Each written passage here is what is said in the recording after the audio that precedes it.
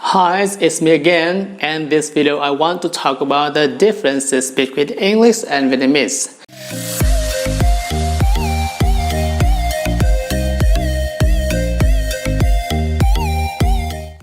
English is very different from Vietnamese.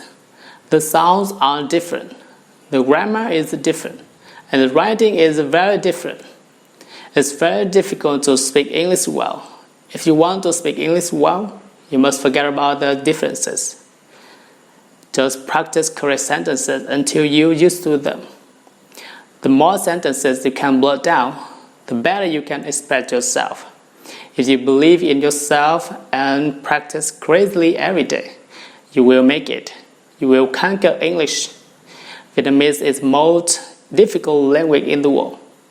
If you can speak Vietnamese, you can also speak English. Did you agree with me? Please comment down below. Thank you for watching.